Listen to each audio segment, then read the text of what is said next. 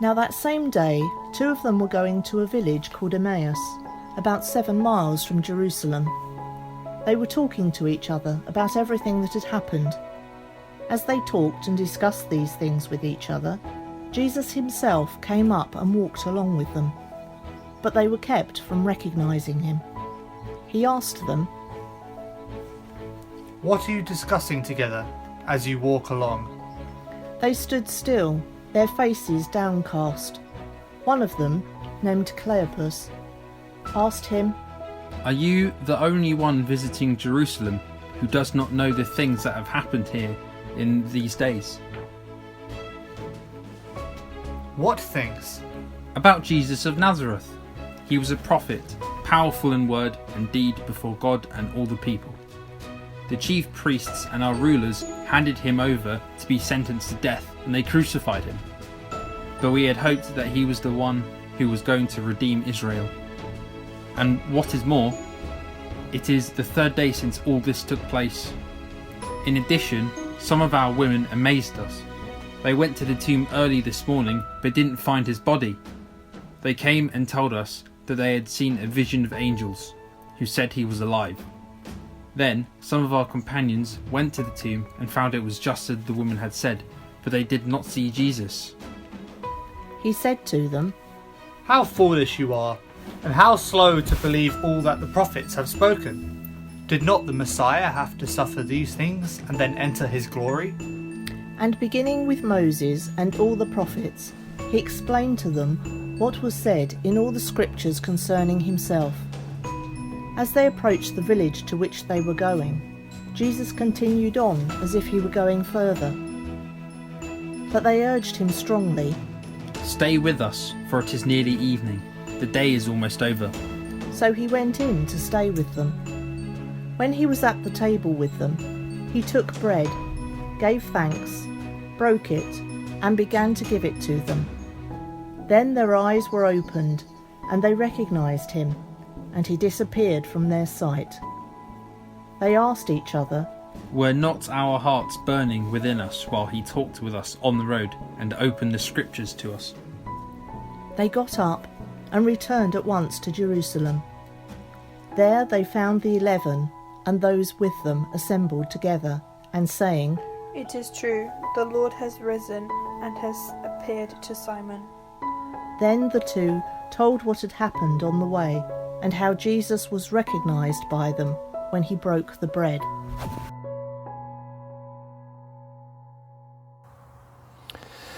Do you ever have one of those days when you want to escape somewhere, and then when you get back, you'll discover that it's all over?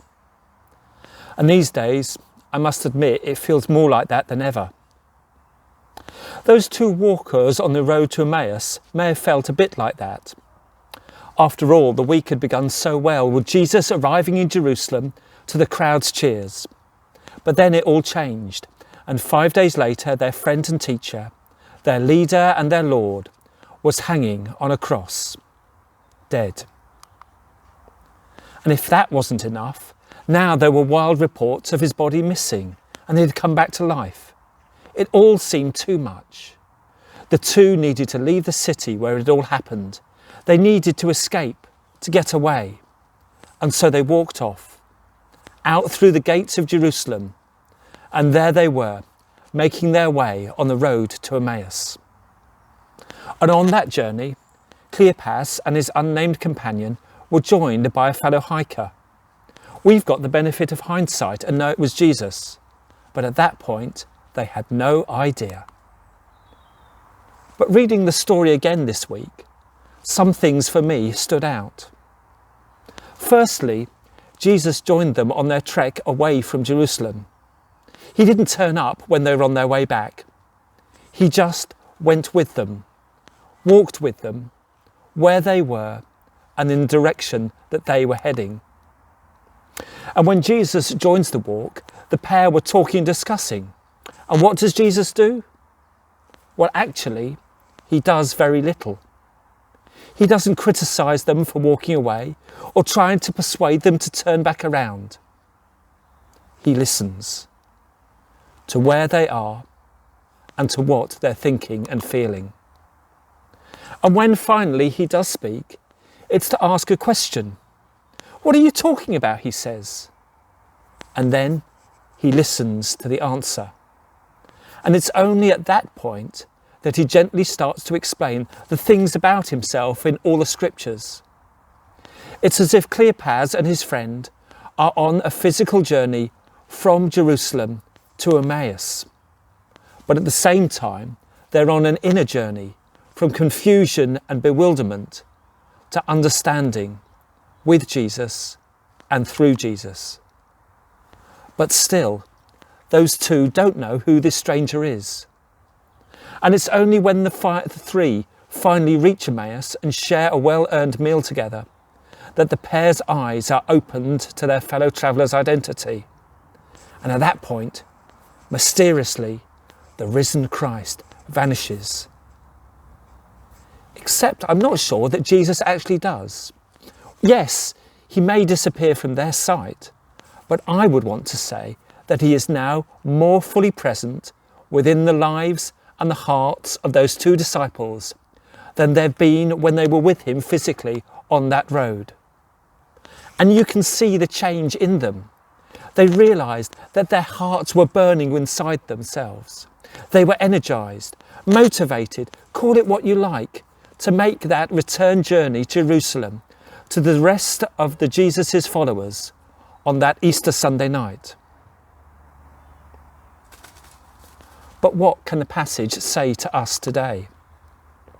Firstly, the president of the Methodist Church this year, Barbara Glasson, talks about how we've had other people walking beside us, strangers falling into step along the way, whether they be from the NHS, the local pharmacy, neighbours we've never spoken to before, people who we've never spotted, but they become critical to our well-being, key workers. They are others who have appeared to care for us. And at the same time, we've been the stranger who cares for others.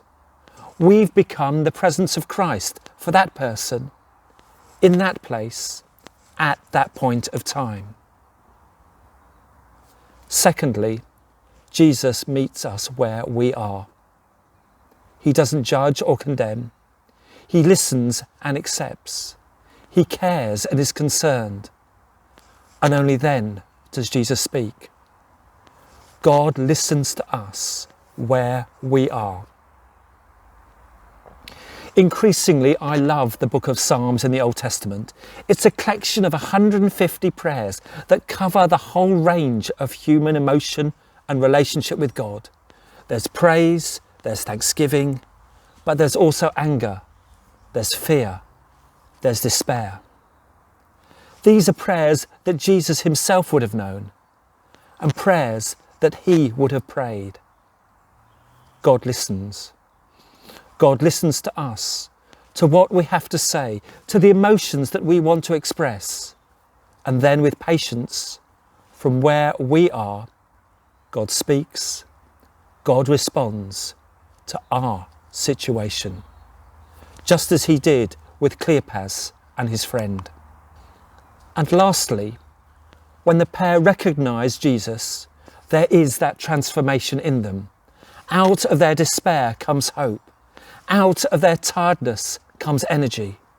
There is life, which is the gift from God, the gift of God. And it's a gift that Jesus offers us today, just as he does every day. Let me walk with you, he says. Let me live in you. Let me live through you, he says. Know one thing. As you travel through these days and weeks, you don't travel alone.